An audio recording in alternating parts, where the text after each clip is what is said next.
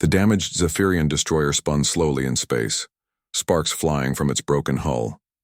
Admiral Vextar stared at the screen in shock. His most powerful warship had been hurt by a tiny human vessel using simple metal bullets. All ships, attack. Formation 7, Vextar commanded. Surround them. Do not let them escape.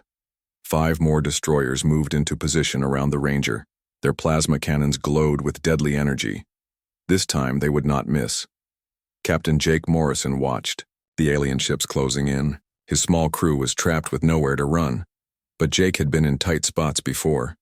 He looked at his people and saw no fear in their eyes, only determination. "Lisa, you still with me?" he asked his pilot. Lisa Park cracked her knuckles and smiled. "Always, Captain. Where do you want to go?" Lisa had been flying since she was 16. She grew up racing ships through asteroid fields near Jupiter. Other pilots said she was crazy, but crazy pilots lived longer in space. "Take us between those 2 destroyers," Jake said, pointing at the screen. "Fast and low." "Fast and low, got it," Lisa said. The Ranger shot forward like a bullet. The Zephyrian gunners tried to track the small ship, but it moved too quickly. Lisa rolled the ship sideways and dove under the first destroyer's hull. "Impossible," shouted a Zephyrian officer. "No organic crew can survive those forces." But the humans were not just surviving, they were fighting back. Danny Ross had been busy in the engine room. The young engineer was covered in grease and sweat, but his eyes were bright with excitement. "Captain, I have modified our mining charges," Danny said over the radio. "They are now smart torpedoes. Each one can find weak spots in their ships." "How many do we have?" Jake asked. 12, Danny replied. "But they pack a punch." Amy Bell was working hard at her communication station. She had been listening to the alien radio chatter for the past hour. Her translation program was getting better at understanding their language. "Captain," Amy called out, "I have been listening to their communications. They use very old battle tactics. They expect enemies to fly in straight lines." "What else?" Jake asked. "Their ships are strong, but not flexible," Amy continued. "They have powerful shields in the front and back, but the sides are weaker. Also, they do not change their plans during battle." Dr. Helen Grant looked up from her science station. "Amy is right, Captain. I have been studying the wreckage from the first ship we hit. Their technology is very advanced, but it has not changed in hundreds of years. They build everything the same way." Jake nodded. This was useful information. The aliens were strong but predictable. Humans were weaker but could adapt quickly. "Lisa, bring us around behind the second destroyer," Jake ordered. "Danny, prepare torpedo number 1. The Ranger moved like a dancing bird between the massive alien ships. Lisa's flying skills were incredible. She made the ship twist and turn in ways that should have been impossible. The Zephyrian pilots were getting frustrated. Their big guns could not hit such a fast, small target. Admiral Vextar was shouting orders, but his ships kept missing. "Target acquired," Danny reported. "Torpedo away." The smart torpedo flew toward the destroyer's engine section. It was much smaller than the aliens' own weapons, but it was also much smarter. The torpedo found a cooling vent and exploded inside the ship's power system. Lights went out across the destroyer's hull. The big ship started to drift as its engines failed. 2 down, 4 to go, Jake said. But the aliens were learning too. Admiral Vextar changed his tactics. Instead of trying to hit the fast human ship, he ordered his remaining destroyers to create a wall of plasma fire. They would fill the space around the Ranger with deadly energy beams. "Captain, they are changing their attack pattern," Amy warned. "I see it," Jake replied. "Lisa, can you get us out of here?" "Not without flying through that wall of fire," Lisa said. "And I do not think our shields can take that much punishment." The situation looked hopeless. The Ranger was trapped in a cage of plasma beams. Any direction they moved would mean instant death. But Dr. Helen Grant had an idea.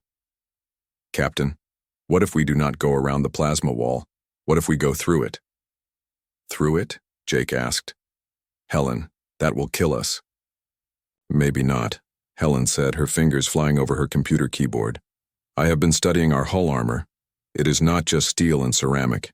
The materials we found in the Mars ruins are woven into the metal. I think our armor gets stronger when it absorbs energy. You think? Danny asked from the engine room. I am 90% sure, Helen replied.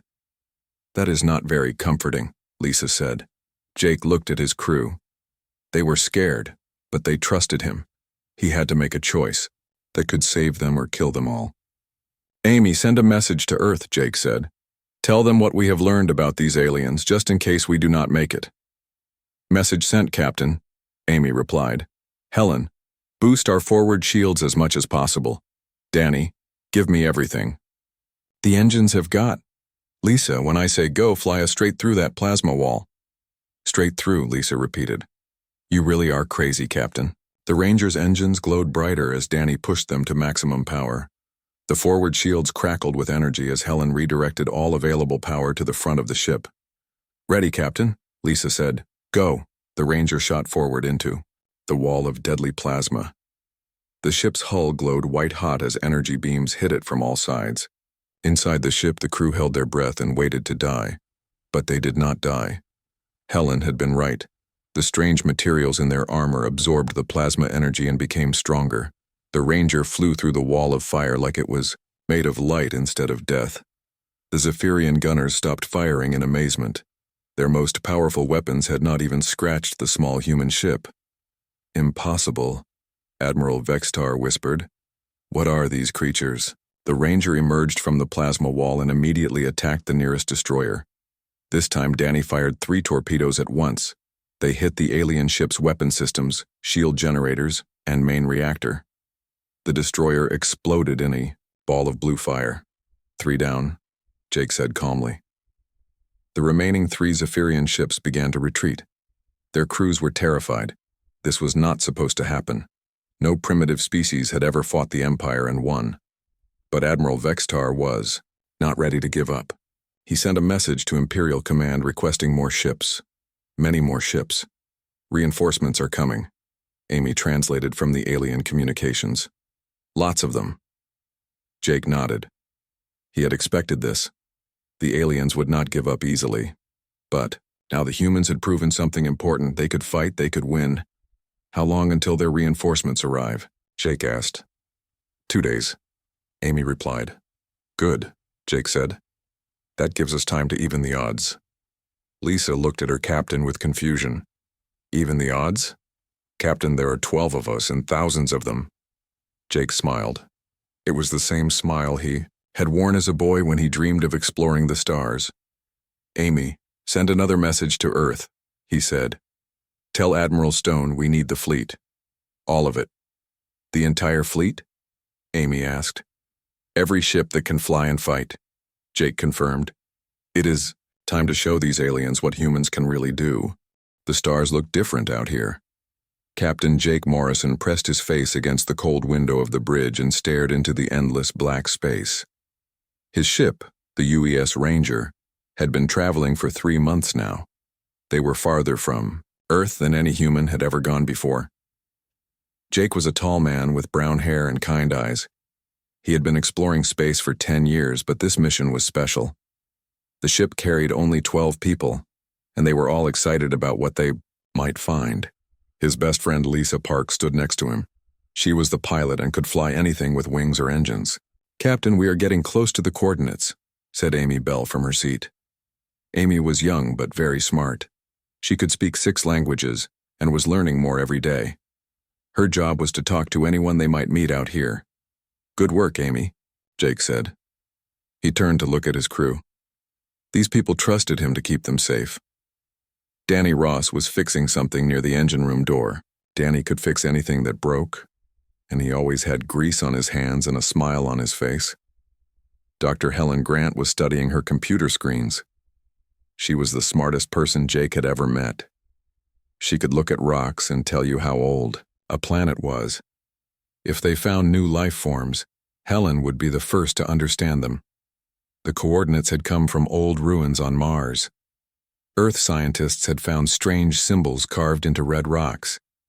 After years of work, they figured out the symbols were star maps. The maps pointed to this place far from home. Captain, Amy said, her voice excited, I am picking up something big on the sensors. Jake walked over to look at her screen. There were dots of light moving in patterns. Ships. Lots of them. How many? Jake asked. At least 50, Amy said. Maybe more. They are big, Captain. Much bigger than us. Jake felt his heart beat faster. This was it. First contact with aliens. He had dreamed about this moment since he was a boy. Lisa, slow us down, he said. Amy, try to send them a message. Tell them we come in peace. Lisa's hands moved over the controls. The Ranger slowed down and stopped. Amy started working on her radio equipment. What should I say? Amy asked. Tell them who we are, Jake said. Tell them we are from Earth and we want to be friends. Far away, on the biggest alien ship, Admiral Vextar was having a very different conversation. Vextar was not human. His skin was gray and hard like stone. His eyes were yellow and cold. He had been fighting wars for the Zephyrian Empire for 50 years. Sir, said one of his officers, we have found a small ship.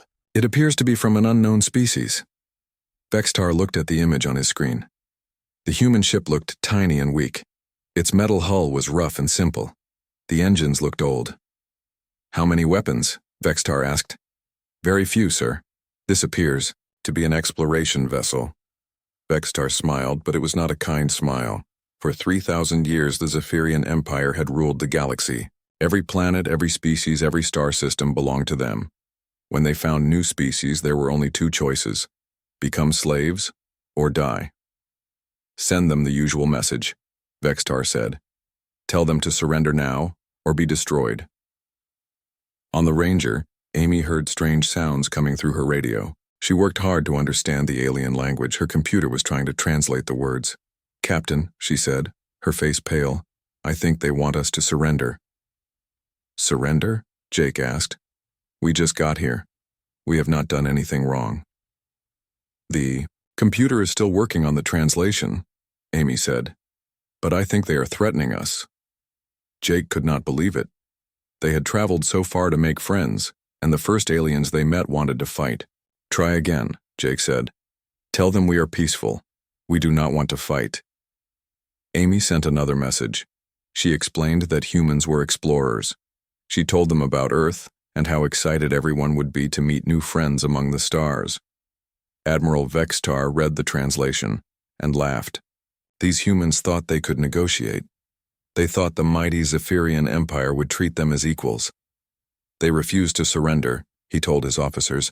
Prepare to fire. We will disable their ship and take them prisoner. The Emperor will want to see these new slaves. The Dominion's Wrath, Vextar's huge warship, turned its weapons toward the tiny human ship. The plasma cannons were powerful enough to crack moons. They could turn the little Ranger into space dust in seconds. Fire, Vextar ordered. Bright blue beams of energy shot across space toward the Ranger. Jake watched the deadly light coming. At his ship. Lisa, move us now, he shouted. What happened next surprised everyone, including the humans. Lisa grabbed the controls and the Ranger spun to the right faster than any ship should be able to move. The plasma beams missed by inches. How did we do that? Danny asked from the engine room. We should all be dead from that turn. Dr. Helen Grant was checking her instruments. The inertial dampeners are working better than expected, she said. The alien technology we found on Mars must be helping somehow. The Zephyrian officers stared at their screens in shock. The little human ship had moved like nothing they had ever seen. Their targeting computers could not keep up. Fire again, Vextar shouted. More plasma beams shot toward the Ranger. This time Lisa was ready. She spun the ship in a spiral pattern that made the alien gunners dizzy just watching. Every shot missed. Impossible, whispered one of the Zephyrian officers. Admiral Vexitar's face turned darker.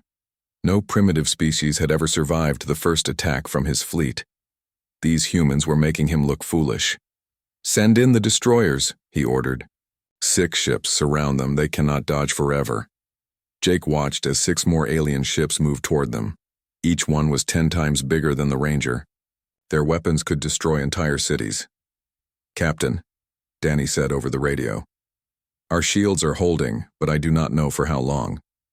Amy, any luck with communications? Jake asked. They are not listening, Captain. I think they just want to capture us. Jake made a decision that would change everything. Instead of trying to run away, he decided to fight back. The Ranger was small, but it was built by humans. Human engineers had made every part tough and smart. Danny, charge up the railguns, Jake said. Captain, those are mining tools, Danny said. Today they are weapons, Jake replied. The railguns were designed to break apart asteroids for mining, but accelerated metal moving at incredible speed could break apart anything. Lisa, get us close to the nearest destroyer, Jake ordered. Close? Captain, that is crazy. Trust me, Jake said. Lisa flew the Ranger straight at the alien warship. The Zephyrians thought the humans were trying to ram them. They laughed and prepared to swat the tiny ship like an insect. Instead, the Ranger fired its railguns at point-blank range. Chunks of metal moving faster than bullets punched through the alien ship's shields like they were made of paper. The destroyer's hull cracked, and air rushed out into space. Admiral Vextar could not believe what he was seeing. One small human ship had just crippled one of his best destroyers with primitive kinetic weapons.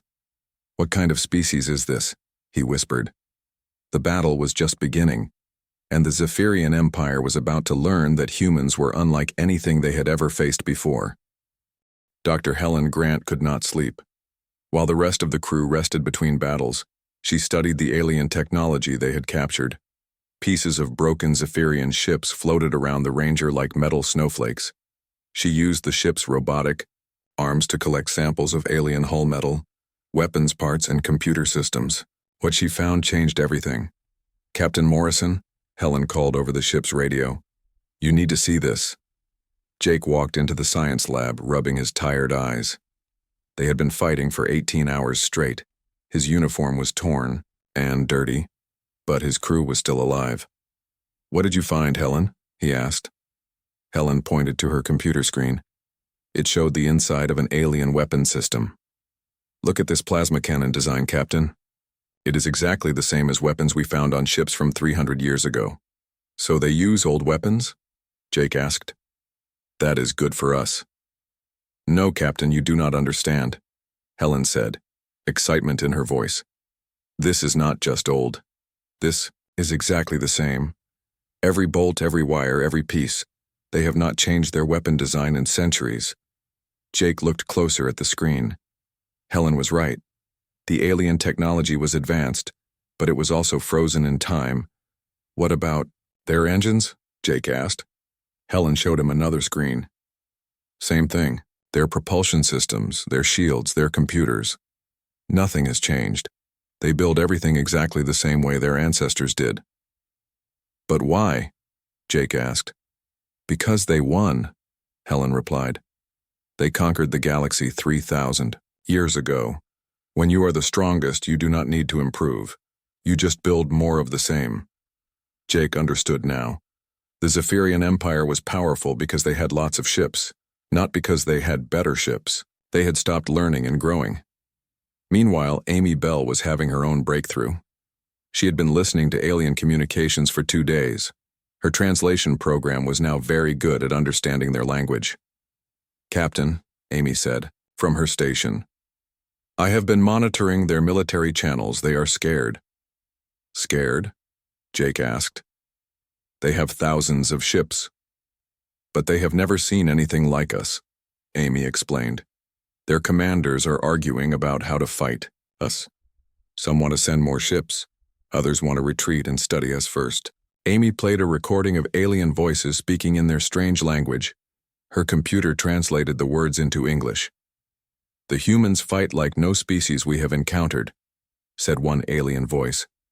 Their tactics are unpredictable. Our battle? Computers cannot calculate their next move. Another voice replied. Perhaps we should negotiate with them. Negotiate? The first voice sounded angry. The Empire does not negotiate with primitives. Send more ships. Jake listened to more recordings. The aliens were confused and frightened. They did not know how to deal with enemies who could adapt and change during battle. Keep monitoring their communications, Jake told Amy. I want to know everything they are planning. In the engine room, Danny Ross was working on their weapons. The young engineer had turned their mining equipment into the most effective weapons in space, but he was not finished yet. "Captain," Danny called out, "I have an idea for our next torpedo design." Jake walked down to the engine room. Danny was covered in oil and smiling like a child with a new toy. "What do you have for me, Danny?" Jake asked. "Well, sir, I have been thinking about their ships," Danny said. "They are big and strong, but they all have the same weakness. Their power systems are centralized." "Meaning what?" Jake asked. "Meaning if you hit the right spot, the whole ship goes dark," Danny explained. "I have modified our torpedoes to specifically target their power distribution nodes." Danny showed Jake a torpedo that looked different from the others. It was smaller but had more sensors and computer chips. "This little guy can scan an enemy ship and find the exact spot to hit," Danny said proudly. "One torpedo, one dead ship." "How many can you make?" Jake asked. "I have materials for 8 more, Danny replied. "But Captain, there is something else. I have been studying their shield technology. I think I can modify our railguns to punch right through their defenses." Jake patted Danny on the shoulder. "Do it. We are going to need every advantage we can get." On the bridge, Lisa Park was studying star charts and planning their next moves. She had been a pilot for 8 years, but this battle was teaching her new things about space combat. "Captain," Lisa said when Jake returned to the bridge, "I have been analyzing their ship movements. They always attack in the same formations. Always." "Show me," Jake said. Lisa pointed to her tactical display. "Look at this pattern. First they send scouts, then they form a line and advance slowly. Then they try to surround the enemy." "And that worked for them before," Jake said. "Right, because every other species they fought used the same basic tactics," Lisa continued. "But we do not fight like that. We move fast, we adapt, we improvise." Jake nodded. Human military doctrine was different from the aliens.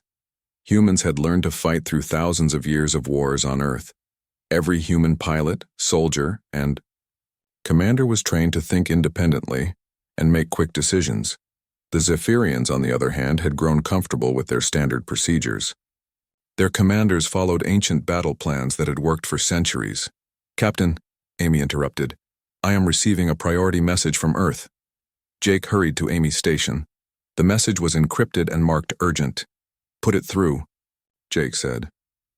Admiral Kevin Stone's voice filled the bridge.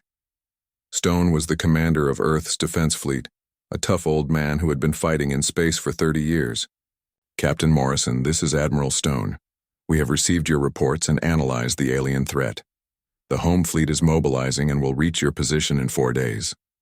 Jake felt relief wash over him. Help was coming. "However, Admiral," Stone continued, "our intelligence suggests the aliens are also bringing reinforcements. Lots of them. You need to stay alive for 4 more days." "Understood, Admiral," Jake replied.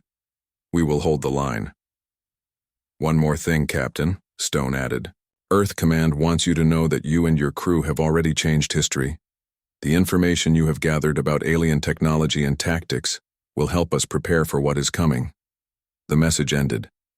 Jake looked around at his crew. 12 people on a small exploration ship had started the most important war in human history. "Well, team," Jake said with a tired smile, "we have 4 days to stay alive and keep learning about our enemies. Any questions?" Dr. Helen Grant raised her hand. "Captain, I have finished analyzing their technology. I believe I know how to disrupt their entire fleet with one well-placed attack." "Tell me," Jake said. "Their command ships coordinate all other vessels through a quantum communication network," Helen explained. "If we can capture or destroy their flagship, their entire fleet will be confused and disorganized." Jake looked at the tactical display showing Admiral Vextar's massive flagship, the Dominion's Wrath. It was 10 times larger than any other ship in the alien fleet. "So we just need to capture the biggest, most heavily armed ship in their fleet," Jake said. "Sounds easy," Lisa Park laughed. "Captain, I think I know how we can do it." "How?" Jake asked. "The same way we have been winning so far," Lisa replied. "By doing something they will never expect." Outside the Ranger, Space was filling with more alien ships. Dozens, then hundreds of Zephyrian vessels were arriving to destroy the troublesome humans. But the humans were no longer running or hiding. They were hunting. Back on Earth, Commander Pete Johnson sat in a dark room filled with computer screens and radio equipment. Pete worked for Earth Intelligence, a secret organization that listened to space communications. For 5 years, he'd been trying to learn about alien civilizations. When Captain Morrison's battle began, Pete's computers started recording thousands of alien messages. His team worked day and night to translate and understand what the aliens were saying to each other. "Sir," said Lieutenant Carol Adams, one of Pete's best analysts, "you need to hear this recording from the alien command ship." Pete put on his headphones and listened. The alien voices sounded worried and confused. "The human ship has destroyed 6 of our destroyers," said one alien voice. "Our weapons cannot hit it." "How is this possible?" asked another voice. "They are primitives. Their technology is crude." "Perhaps our intelligence was wrong," the first voice replied. "Perhaps they are not primitives at all." Pete smiled grimly. The aliens were starting to understand that humans were dangerous enemies. Carol showed him another translation. "This one is from their emperor himself." Pete read the message on his screen. Emperor Zarthul was demanding answers from his military commanders. Why could they not defeat one small human ship? Why were his best admirals failing? "The Emperor is angry," Carol observed. "Their whole military structure is breaking down because of Captain Morrison's ship." "Good," Pete said. "Scared enemies make mistakes. Keep recording everything." Meanwhile, in Zephyrian space, Admiral Vextar faced the worst day of his military career. He stood in the throne room of Emperor Zarthul, surrounded by royal guards with glowing weapons. The Emperor was enormous even for a Zephyrian. His gray skin was covered with scars from ancient battles. His yellow eyes burned with rage. "Explain to me, Admiral," the Emperor said in a voice like grinding stone, "how one primitive ship has humiliated my entire fleet." Vextar tried to stand, tall, but his hands shook with fear. "Your Majesty, the humans fight unlike any species we have encountered. Their ship moves in ways that defy our understanding of physics." "Physics?" the Emperor roared. "You are telling me they have broken the laws of physics?" "No, Your Majesty," Vexatar said quickly. "But their technology is different from ours. They use kinetic weapons that our shields cannot stop. Their ship is small but incredibly fast." The Emperor walked closer to Vexatar. Each step echoed in the huge room. "How many ships have we lost?" the Emperor asked. 12 destroyers, Your Majesty, and the humans captured 2 others." The Emperor's roar of anger shook the walls. Guards stepped back in fear. No one had ever seen him this angry. "Captured?" the Emperor shouted. "They took our ships?" Chief Intelligence Analyst Kethmore stepped forward. Kethmore was old and wise, one of the few beings in the Empire who dared to speak truth to the Emperor. "Your Majesty," Kethmore said carefully, "I have studied the human ship's tactics. This vessel is not even their military. It is an exploration ship." The Emperor turned his burning eyes toward Kethmore. "What did you say?" "The ship is called UES Ranger," Kethmore continued. "Our intercepted communications show it was sent to explore, not to fight. It carries only 12 crew members and basic scientific equipment." The throne room fell silent. The Emperor stared at Kethmore as if he had spoken in an alien language.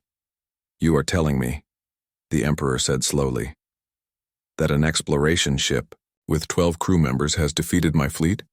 "Yes, Your Majesty," Kethmore replied. "And there is more. Our communications intercepts suggest that Earth has an entire military fleet. If their explorers can do this much damage, what can their warriors accomplish?" The Emperor sat down heavily on his throne. For the first time in his long life, he felt something he had never experienced before: fear. Back on the Ranger, Captain Morrison was having similar thoughts. His crew had proven that humans could fight the aliens, but they were still vastly outnumbered.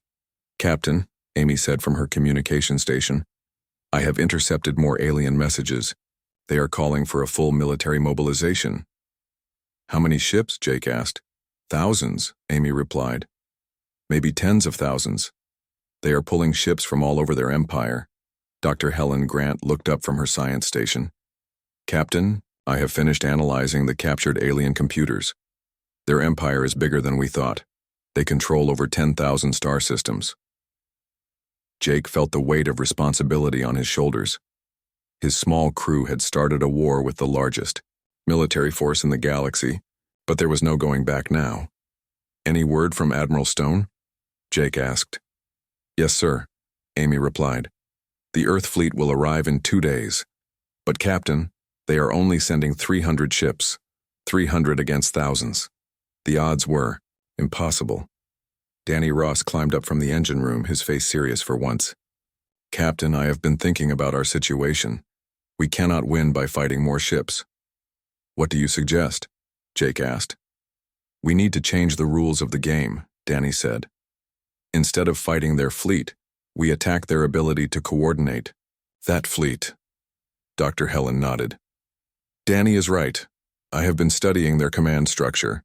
Everything flows through their flagship.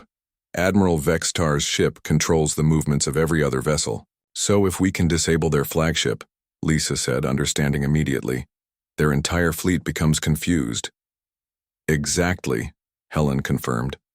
But there is a problem. The flagship is surrounded by 200 escort ships. It is the most protected vessel in their fleet.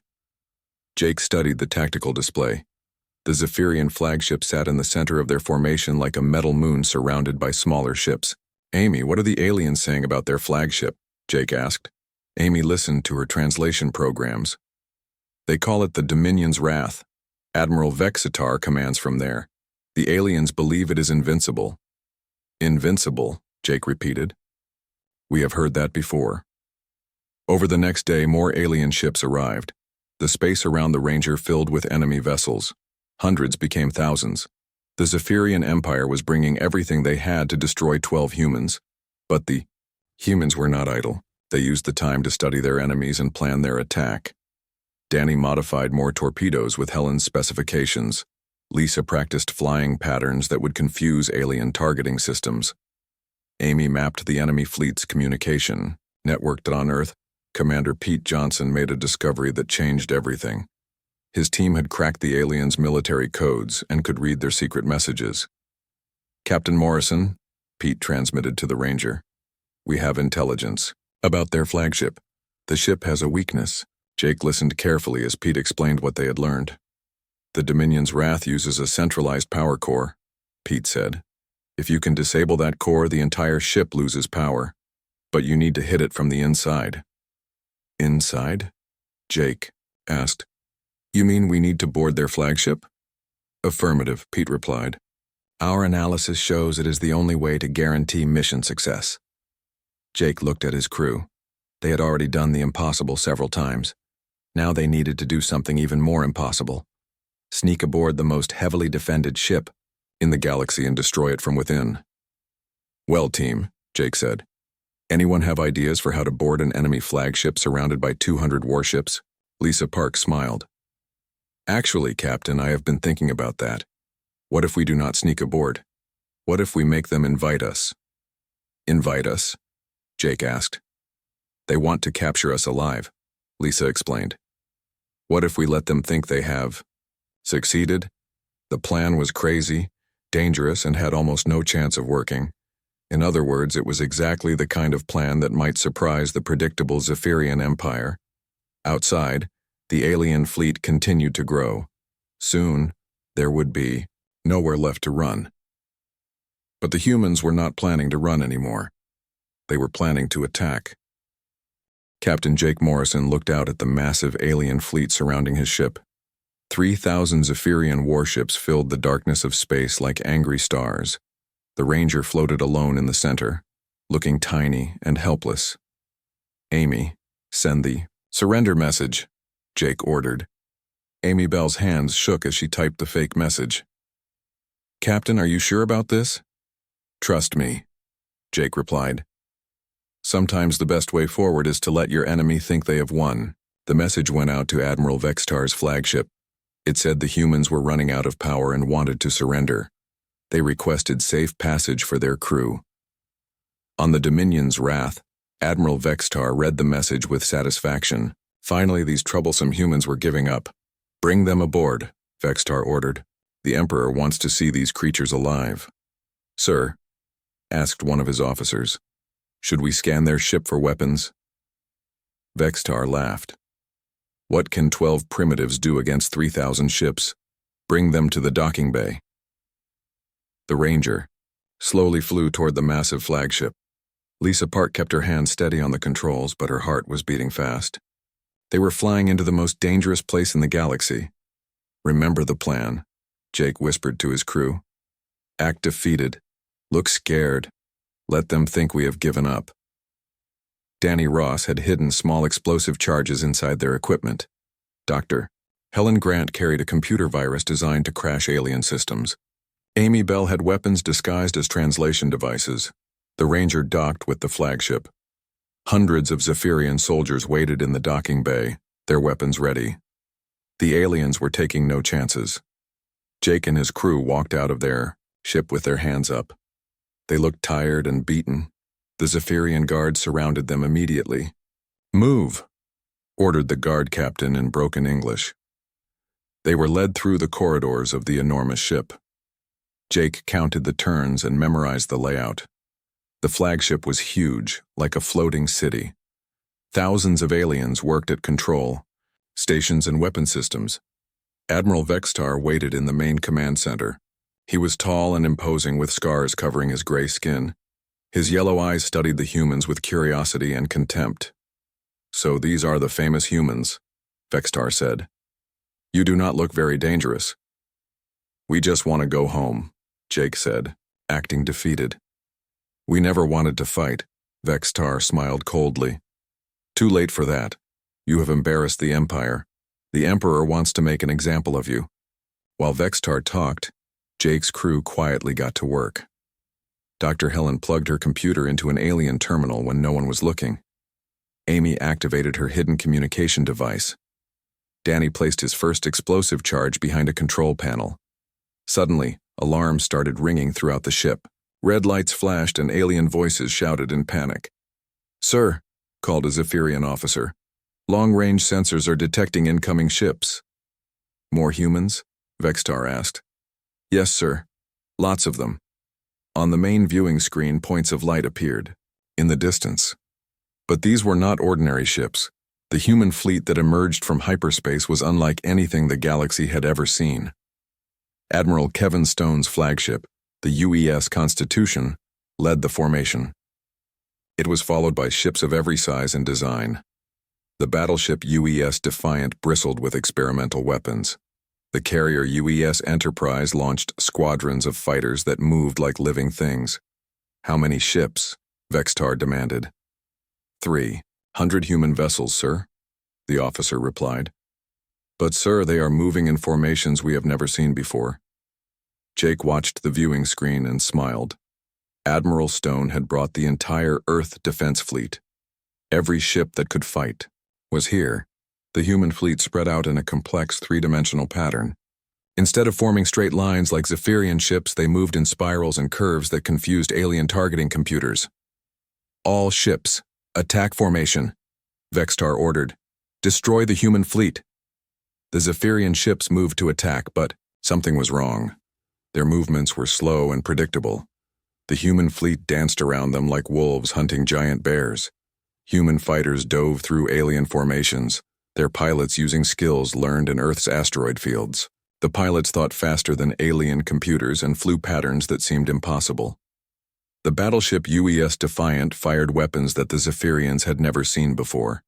Kinetic projectiles moving at incredible speeds punched through alien shields like paper. Plasma weapons designed with human creativity found weaknesses in enemy armor. "This is impossible," shouted a Zephyrian officer. "Our shields cannot stop their weapons." Admiral Vextar watched in horror as his fleet began to fall apart. Human ships were smaller and fewer, but they fought with intelligence and creativity that the Empire could not match. "Sir," another officer called out, We are losing ships faster than we can count them. On the Constitution's bridge, Admiral Stone watched the battle with grim satisfaction. His fleet had been designed specifically to fight the Zephyrian Empire, using intelligence gathered by Captain Morrison's crew. All ships execute Plan Morrison, Stone ordered over the radio. The human fleet suddenly changed tactics. Instead of attacking randomly, they focused on specific targets. Ships that Jake's crew had identified as command vessels. Ships that controlled communications. Ships that coordinated fleet movements. Back on the Dominion's Wrath, Jake gave his crew a signal. It was time for their part of the plan. Dr. Helen activated her computer virus. Alien systems throughout the ship began crashing. Lights flickered and control panels went dark. Danny triggered his explosive charges. Secondary explosions rocked the flagship as power systems failed. Amy used her hidden transmitter to jam alien communications. Orders from the flagship could no longer reach the fleet. The Zephyrian soldiers tried to stop them, but it was too late. The humans had struck at the heart of the Empire's command structure. "You have doomed yourselves," Vextar shouted as his ship lost power. "No," Jake replied, no longer acting defeated. "We have freed ourselves." Outside, the Zephyrian fleet was in chaos. Without coordination from their flagship, individual ships made random decisions. Some tried to retreat, others attacked blindly. Many simply stopped moving, waiting for orders that never came. The human fleet pressed their advantage. Admiral Stone's ships had been designed by engineers who understood both human creativity and alien weaknesses. Every weapon, every tactic, every strategy was perfectly suited for this battle. Within 6 hours, the war was over. The mighty Zephyrian Empire, rulers of the galaxy for 3,000 years, surrendered to a species they had considered primitive. Emperor Zarthul himself sent the surrender message from his throne world. The Empire agreed to peace negotiations and recognized humanity as an equal power in the galaxy. Captain Morrison and his crew were rescued from the disabled flagship. They returned to Earth as heroes, but Jake knew the real victory belonged to all of humanity. They had proven that creativity and determination could overcome any enemy. 6 months later, Ambassador Susan Wright sat in the former Imperial Palace, now the headquarters of the new Galactic Federation. Representatives from hundreds of worlds worked together to build a better future. The age of the Galactic Empire was over. The age of cooperation and innovation had begun. And somewhere in space, new human exploration ships continued their mission of discovery, each one carrying the potential to change the galaxy once again. The Zephyrians had learned an important lesson. Never underestimate a species that explores the stars not to conquer, but to learn. The humans had won not through superior firepower, but through superior thinking. The galaxy would never be the same,